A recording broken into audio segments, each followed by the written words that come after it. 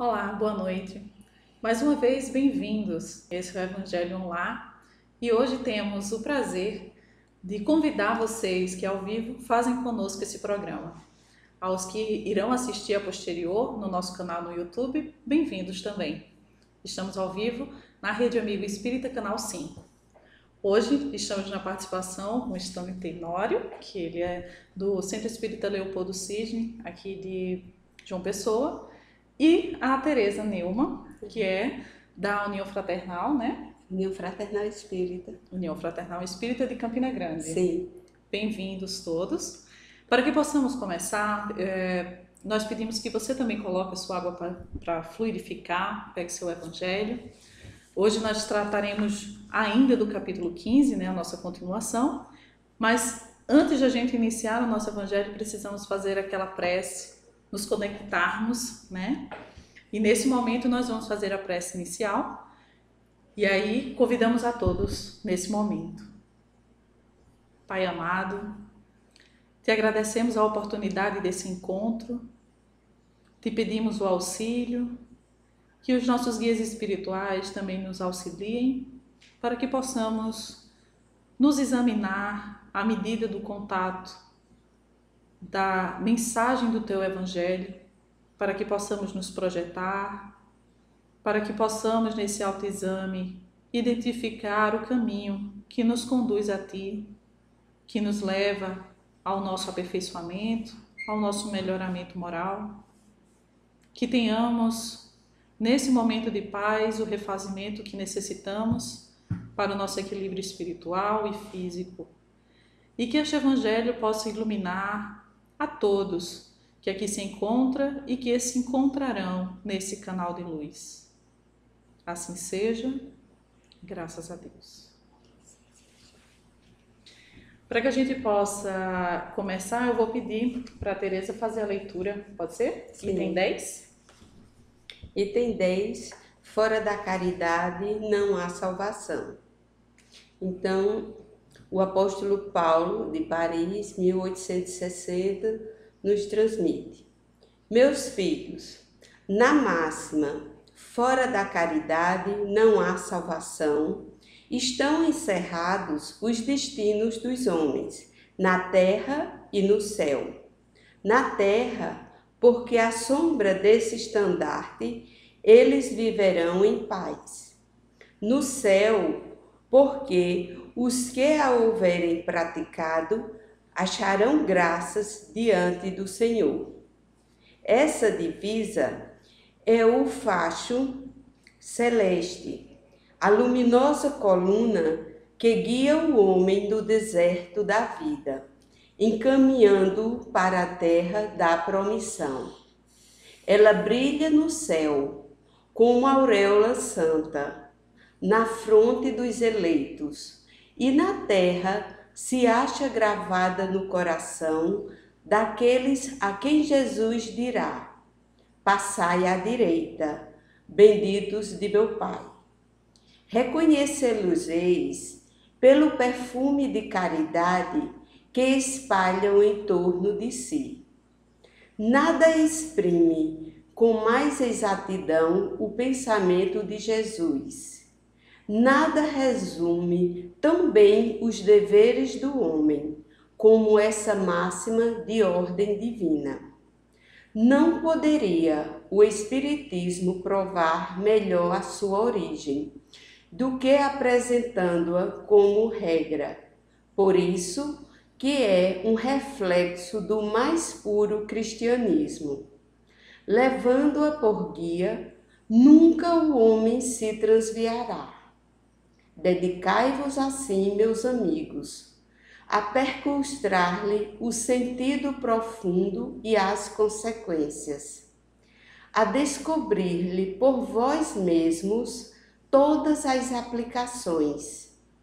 Submetei todas as vossas ações ao governo da caridade, e a consciência vos responderá. Não só ela evitará que pratiqueis o mal, como também fará que pratiqueis o bem, porquanto uma virtude negativa não basta. É necessário uma virtude ativa. Para fazer-se o bem, mister sempre se torna a ação da vontade. Para se não praticar o mal, basta as mais das vezes a inércia e a despreocupação. Meus amigos, agradecei a Deus o haver permitido que pudesseis gozar a luz do Espiritismo.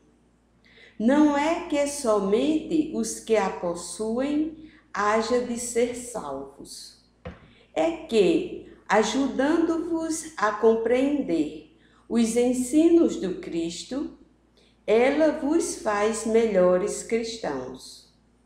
Esforçai-vos, pois, para que os vossos irmãos, observando-vos, sejam induzidos a reconhecer que verdadeiro espírita e verdadeiro cristão são uma só e a mesma coisa, dado que todos quantos praticam a caridade são discípulos de Jesus, sem embargo da seita a que pertençam. É um texto curto, né? Se a gente analisar, ela está relativo ao capítulo anterior, né? É um comentário, a Instrução dos Espíritos. E para que a gente possa começar, como é um item só, a gente precisa refletir primeiro o que seria essa máxima, né? Fora da caridade não há salvação.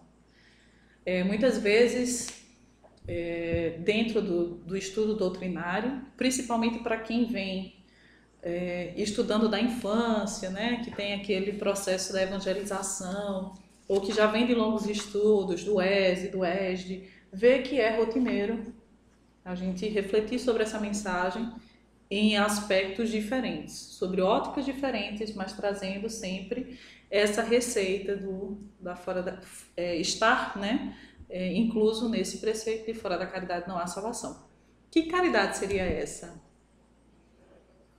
Em primeiro lugar, a caridade em relação a si próprio, porque caridade denota reconhecimento da virtude que só se alcança através da vivência do amor. A proposta de Jesus é simples e objetiva: amai-vos uns aos outros como eu vos amo, e a Deus sobre todas as coisas. O processo evolutivo do ser, considerando as bases que lastreiam a doutrina espírita, nos revela, como está posto no Livro dos Espíritos, que no contexto primário estes são postos na forma simples e ignorante, e através de méritos próprios galgam espaços mais avançados em virtude de conquistas de virtudes em detrimento dos despojamentos de vícios. Então, neste sentido, ao propor amai-vos uns aos outros como eu vos amo, como um meio de alcançar o mais alto estágio possível à criatura humana, Jesus democratizou a possibilidade de todo e qualquer ser humano alcançar esse estágio mais avançado. Ele não condicionou a percepção da ciência. Daí a razão pela qual, na sua passagem pela Terra, aproximou-se dos desvalidos, dos mais necessitados, dos discriminados, evidenciando desse modo que, para se alcançar esse estágio superior, que é a nossa busca evolutiva, não necessariamente teríamos que ser homens de ciência, mas sim homens de bom coração. Esta é a propositura mor do Espiritismo. A despeito de o processo evolutivo contemplar o avanço no campo intelectual, nós sabemos que este campo destituído de amor muitas vezes pode concorrer para atos atrozes envoltos pela dor. Então eu considero, no primeiro momento, que O desafio do texto é nós contemplarmos a caridade num sentido amplo, compreendendo que não se pode realizar caridade, seja no âmbito material ou no âmbito espiritual, sem antes realizar-se em relação a si próprio. É interessante porque quando a gente fala, né, amar o próximo como a si mesmo, ser ela um modelo de percepção de si para com o outro, a gente vê que o nível de profundidade ela está relativo ao nível de percepção de cada Sim. indivíduo. Ele não explora o indivíduo daquilo que ele ainda não consegue ofertar. Então é como se o conhecimento nos burilasse a partir da nossa prática e do nosso entendimento, e o grau de exigência para conosco e para com o outro fosse tomando proporções mais profundas, né?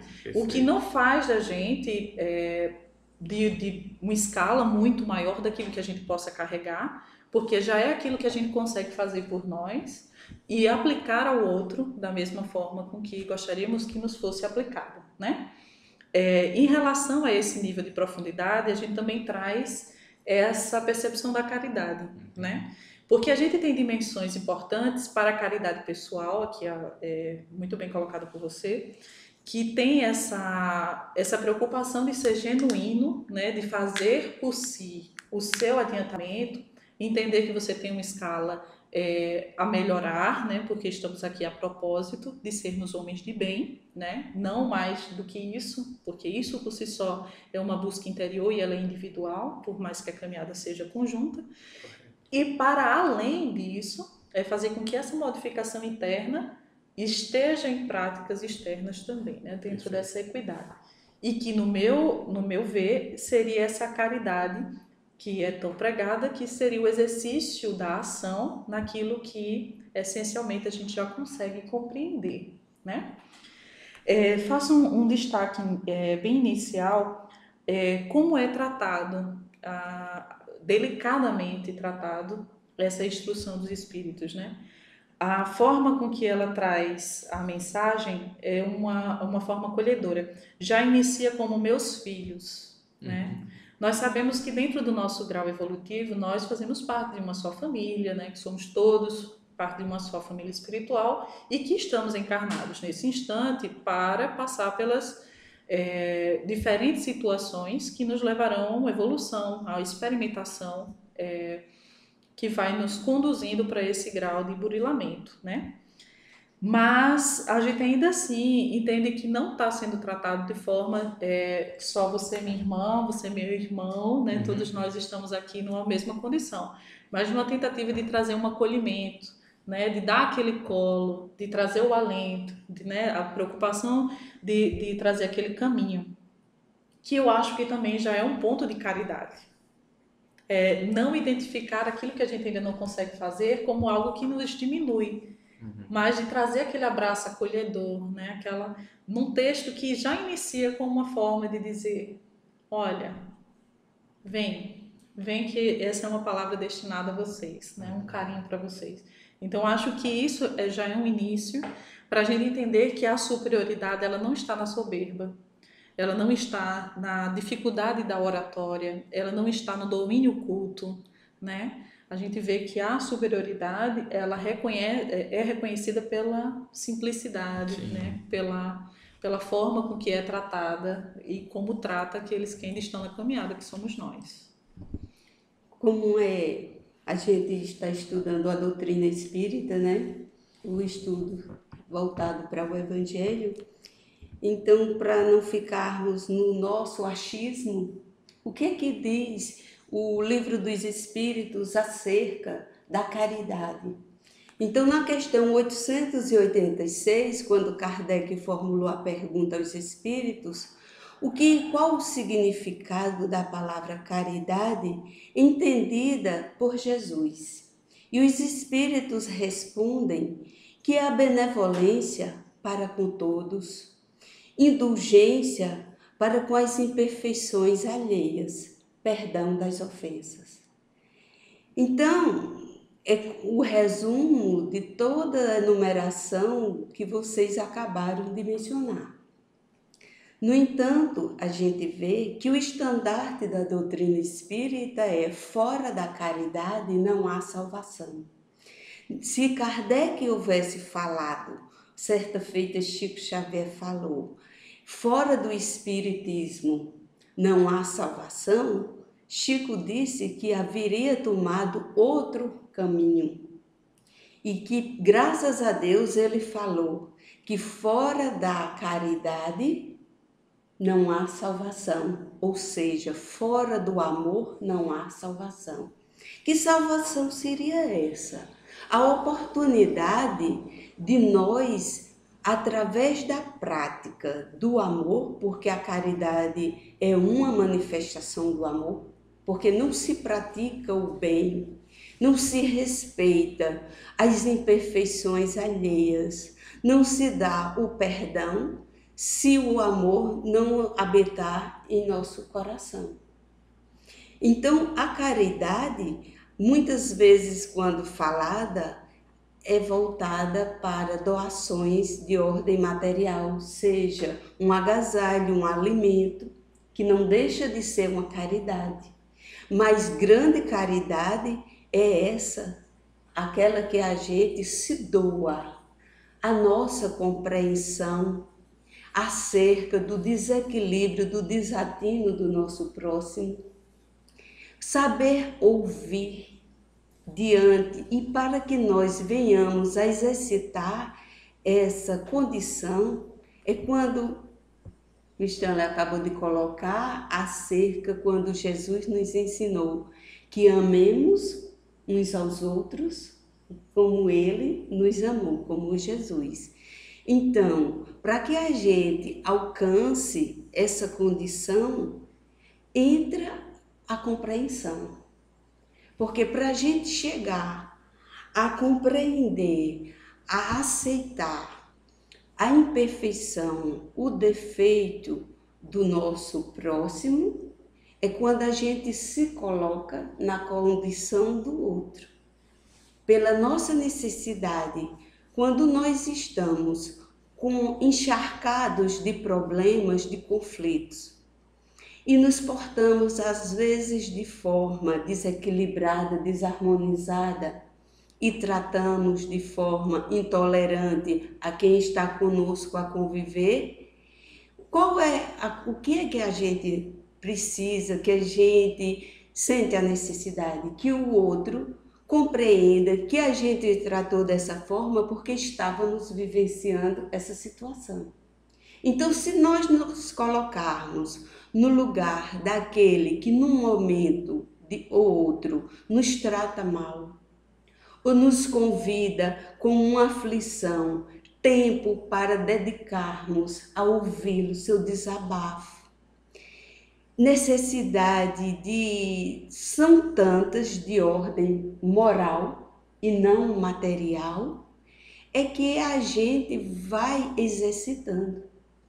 Então, a caridade, se nós nos voltarmos aos ensinamentos do Cristo, a gente vai compreender que a caridade é um exercício espiritual. E se nós vislumbrarmos as dores, as tribulações, os sofrimentos, ou de qualquer um que nos busca, como uma oportunidade de exercitarmos essa virtude, a gente vai começar a trabalhar os nossos vícios em virtudes. Daí a importância dele falar que fora da caridade não há salvação. Não tem como evoluir se não fizermos o bem, se não darmos o nosso perdão, se não tolerarmos, compreendermos as imperfeições alheias, nos colocando sempre que nós somos os primeiros a necessitar dessa caridade do outro para conosco. Eu acho que um outro ponto importante que a leitura chama, que eu faço destaque, ele fala assim, quando ele está falando do reconhecimento desses caridosos, né, haveria divisão, passai à direita, benditos do meu Pai. reconhecê-lo-eis pelo perfume de caridade que espalham em torno de si. Se a gente percebe que uma ação de caridade pode mudar uma realidade em torno, não como só as grandes figuras, né, como Chico Xavier, né, que a gente sabe, Madre Teresa de Calcutá e tantos outros que não estão só relacionados à atividade da doutrina em si.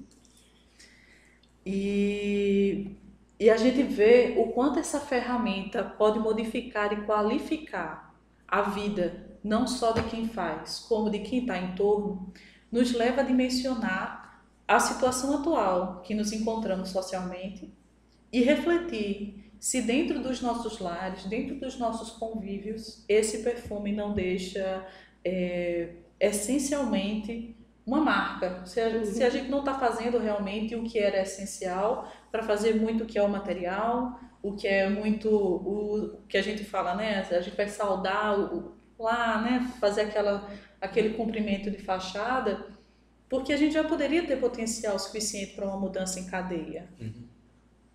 Né? Como é que seria ser reconhecido hoje por uma ação que essencialmente, ele depois vem dizer, né, meus amigos, agradecei a Deus por ter permitido gozar da luz do Espiritismo, mas não no sentido de que só o Espiritismo traria esse conhecimento, porque ele está no Evangelho, né?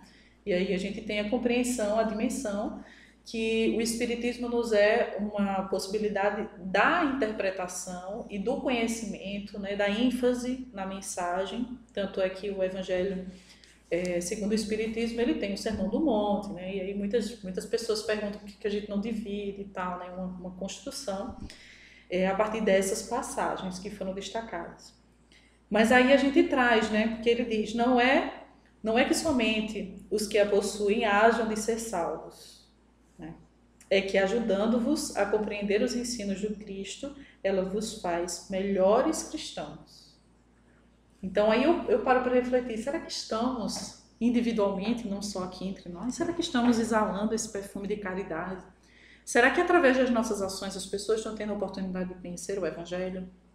Será que a situação social atual ela está sendo amenizada graças à nossa ação de bons cristãos, né? Que ele permite esse vislumbrar. Se fora da caridade não há salvação, será que nós estamos fazendo esse caminho ser mais acessível também para outras pessoas? Porque isso é um ato de caridade, né?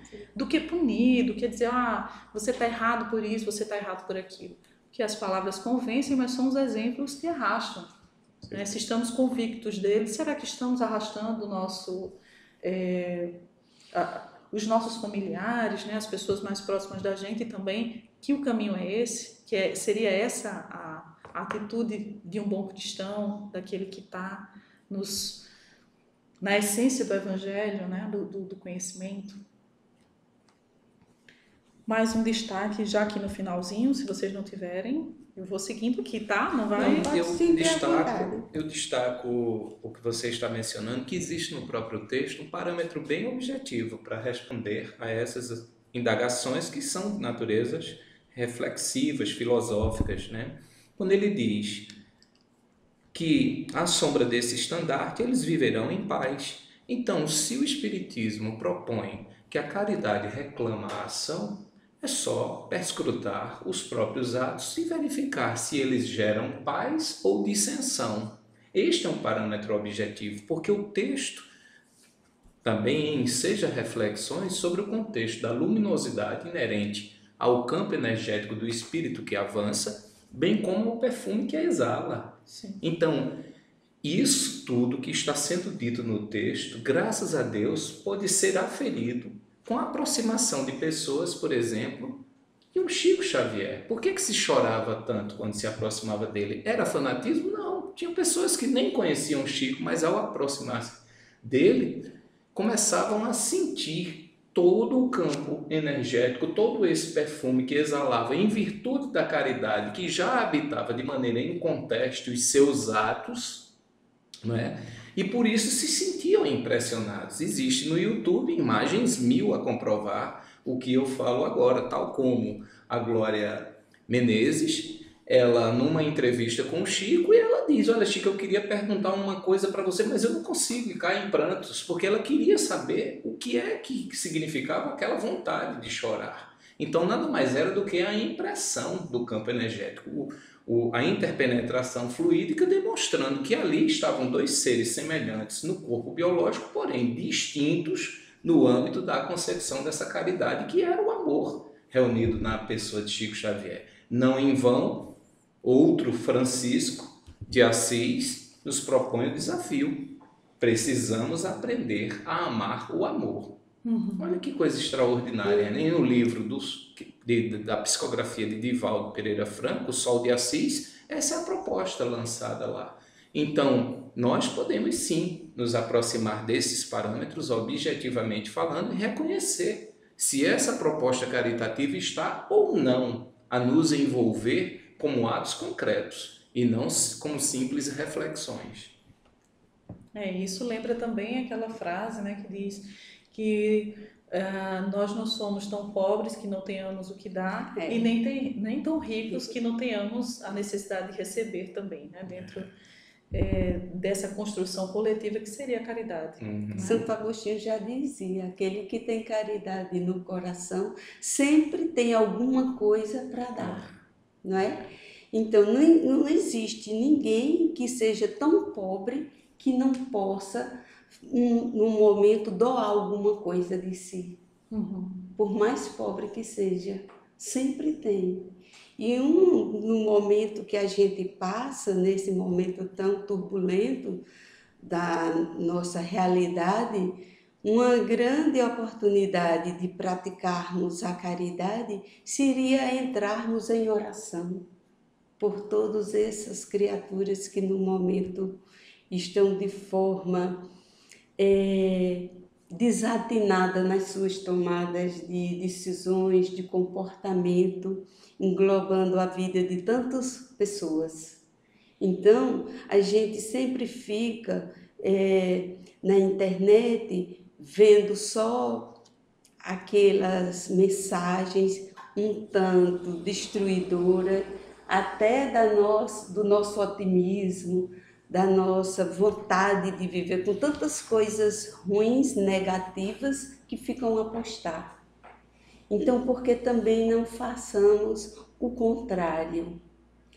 Que a nossa fala, que a nossa postagem se volte para esse momento, buscando o equilíbrio através da prece voltada para a origem, os causadores de tantos desatinos.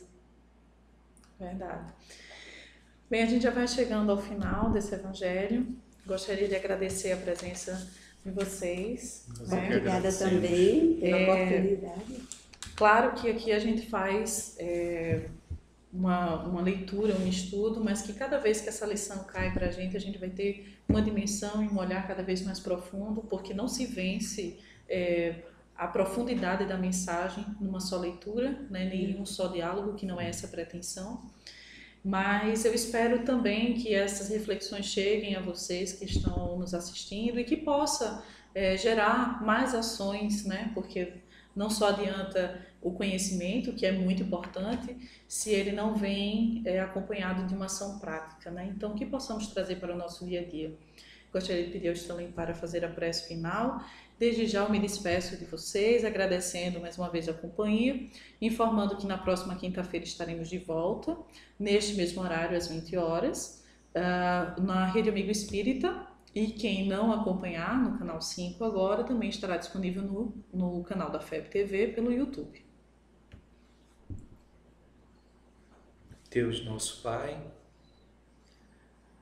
elevamos os nossos pensamentos a Ti e louvamos pela oportunidade de refletirmos a mensagem legada pelo amado irmão e mestre Jesus, através de espíritos luminosos que se dispõem a trabalhar a nossa consciência através da disseminação de informações e reflexões que visam, sobretudo, aproximar a proposta do Evangelho, segundo a doutrina espírita, dos nossos atos diuturnos. Renovamos também, Senhor, as nossas súplicas, no sentido de que a vossa luz possa cada vez mais fazer-se presente em nosso contexto de terra, a fim de que a escuridão que predomina nos corações que ainda não ousaram despertar, e desse modo agradecemos a singela oportunidade de, reunidos em nome de Jesus, travarmos pequenas reflexões acerca de tão sublimes ensinamentos aos nossos espíritos. Que nós conservemos a paz e ousemos a aprender a amar esse amor.